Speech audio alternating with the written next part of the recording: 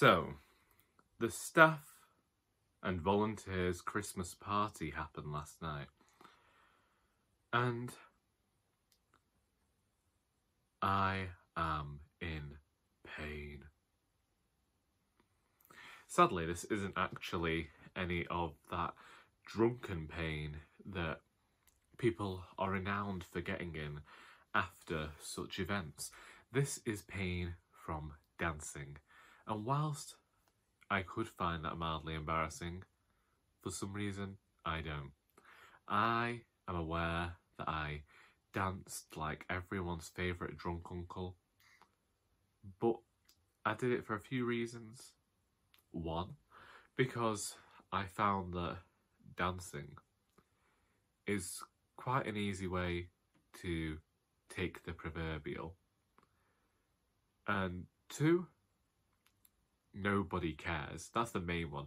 Nobody actually cares whether you're up there dancing, because frankly, whilst they may have a few words to say about you that are jokey, at the same time, they're gonna forget that you were ever there. They don't know you from Adam. And thirdly, I think it burns off alcohol, and also it makes you smile. Which is never a stage in life that I thought I'd get to, honestly. But I want to talk about staff Christmas parties now.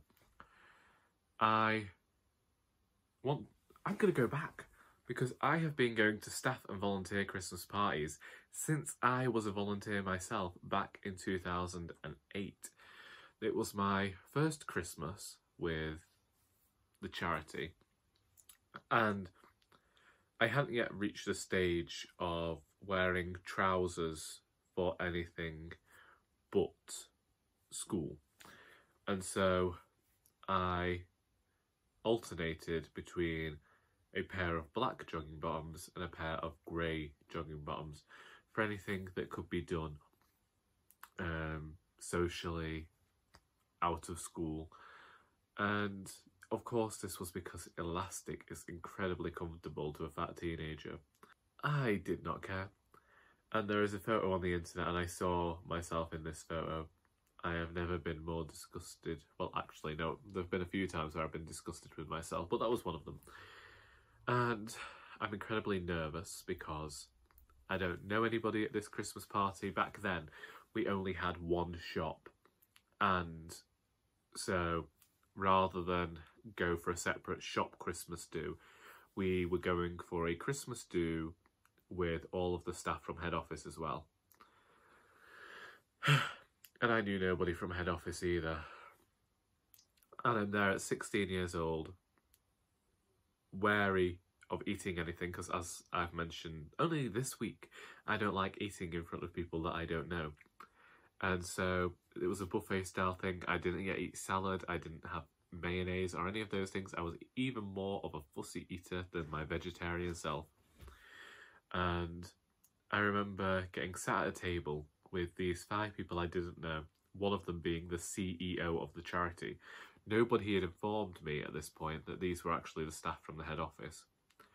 And so I get sat next to Madeline, and so somebody mentions that, oh, look what it's somebody mentions that I am a writer, and she says, what do you write? And I said fantasy, and she said fancy, so like calligraphy. And from then on, I found it very difficult to be as scared of our CEO as many other people were. I did, however, have enough fear in me to try and eat a turkey leg with a knife and fork.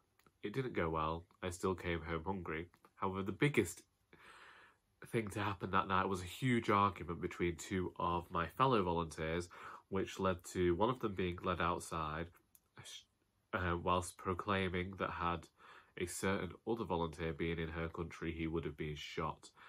Lord. And that wasn't supposed to happen, and sadly the night ended a bit earlier than it was supposed to. Next year, I think they realised, let's simmer it down a bit. Let's not go where there's any alcohol. Head office. We went to head office and we played Pass the Parcel. And it was a major letdown, not going to lie. Anyway, I'm not going to go through all of the next few years where we just went out for meals. I'm going to go to my first year as a staff member in 2013, where we all went out in Congleton. This was just the staff, it wasn't volunteers. I won't talk about the actual people who I worked with at the time, because needless to say, things didn't end as well as they could have done between all of us. And yet, this one night, we went to this Indian restaurant, and as they were sitting down, while they were seating us, they said to me, "Excuse me, miss," because this was back in the day where I constantly got confused for a woman because of the long hair and the, yeah. So then they wanted to go out dancing. We went to another place, but I was leaving at 11, so me and this other co-worker just walked off to go to where we were being picked up, and yeah, after a few more disappointing Christmas parties, I started working in Poynton. First year, Titherington Club.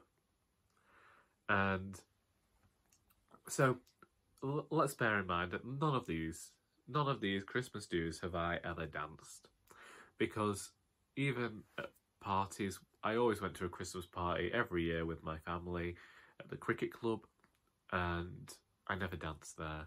I found it somewhat embarrassing, and yeah, I didn't want to embarrass myself or make a show of myself.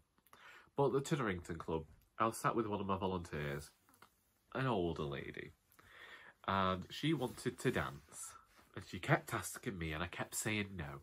And she'd got her husband there, and her husband was notoriously ill, and she was a bit of a carer for him. And he says to me, "You know, if I was still able to, I'd get up and dance with her." It's like, well, you didn't have to make me feel bad. Like, God almighty. So then I ended up dancing with her. I would like to point out that sadly within 6 months, that volunteer was dead, and my dancing with her played no part in that. Then the following year, I got out of dancing, but they got me last year. There was no way I was getting out of it last year. And so last year I did it because somebody started recording me, and there is one thing that you should not try and do, and that's embarrass Charlie, because drunk Charlie is a dick, and someone trying to embarrass Charlie just isn't going to work, because I refuse to be embarrassed in front of you. I will constantly do something to embarrass you in return, because that's just the type of person I am. And so I danced. Sadly, that then meant that last night there was no getting out of it. And so one of my volunteers' wives was trying to get me up to dance with two songs that I absolutely refused to dance to. The first one, I can't remember what it was. I can't remember what either of the songs were, but I refused to dance to both of... Oh, that was it. Sweet Caroline by Neil Diamond. Not a fan. Not gonna lie, not a fan. And then I wasn't a fan of the next song either, but I said I would, so I got up to dance to the third song. I realised I was not drunk enough. However, one of the volunteers who desperately wanted me to get up there dancing kept plying me with alcohol, because she was certain that would be the only way that I would get on that dance floor. And I don't know whether drinking sobers you up by wearing off the alcohol. I don't know whether Boddington's is actually just a really low percentage. I have absolutely no idea. But not a single point during the evening did I feel drunk. I did feel deaf because the music was that loud and I still can't hear myself properly. But I didn't feel drunk. And I'm probably a tiny bit disappointed about that, because I know how much was spent on alcohol. But I danced. and I did some things that someone with the issues I have with my hips and knees shouldn't do, because, yeah, I'm struggling to walk today. I was actually struggling to walk last night, but once again, not drunkenness, just pain. Have you any stories about staff Christmas parties? I do question the whole thing behind them, because obviously I feel like I must go. I just remember that I didn't go to the Christmas party the first year because I didn't think I'd been there long enough, so I only did the second year, third year and fourth year. How have I done 5 Christmases there?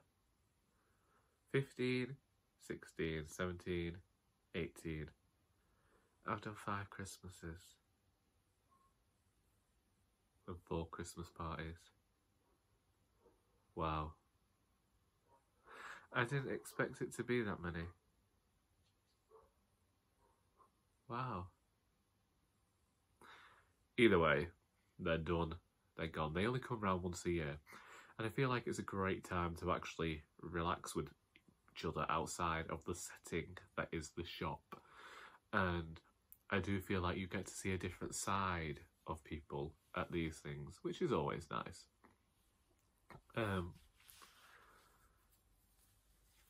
But yeah. How do you feel about Christmas parties? How do you feel about staff Christmas parties in particular? Because there's an entirely different thing about...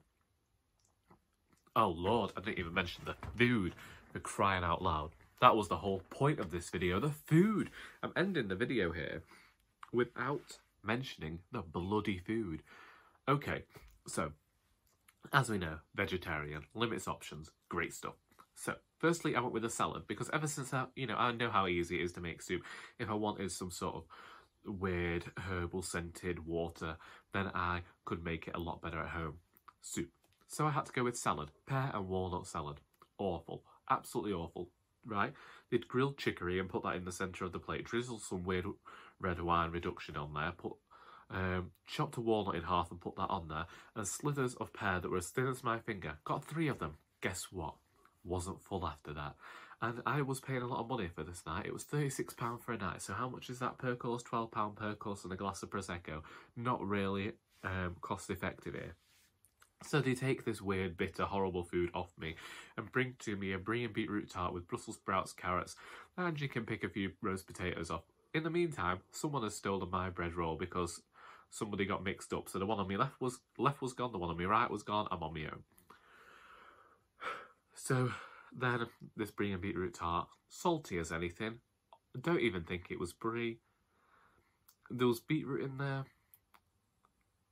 Yeah, salty as heck. Also, I'm not currently consuming sugar, so when they brought the Christmas pudding out, I shared that between the 2 volunteers on either side of me and just sat there looking into a pint of Boddington's like, this was the biggest mistake. I could have been at home watching the Strictly final. So honestly, dancing was absolutely all I had left. I feel like that's all I'm going to talk about, is flaming dancing. This is all I had from this Christmas party, and I'm not even good at it. I don't think anybody's good at it. If you're a professional dancer and you do that out on the dance floor, then you're just putting other people to shame, and that's not nice. I do kind of go with the whole dance like nobody's watching thing. I can't actually be sure I've ever had a good meal at that place. For more on Christmas parties, do please read my story entitled The Last Waltz in Our Doris, because I put a specific type of Christmas party in there because of all of the ones I've had to endure over the last 17 years. I think I've been going to Christmas parties for 17 years. And I got out of dancing at them for 15.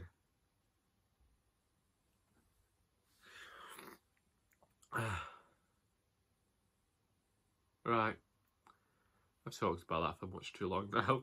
Do let me know about your Christmas parties, how they've gone, what you get up to. What did you have on your menu? Was it nice? Was it not? Have you got one coming up? I hope you enjoy it. If so, come back to this video. We'll have a chat. I hope that you have enjoyed hearing tales of all love the parties and how they seem to become a staple of Christmas tradition nowadays. And until next time, that is all.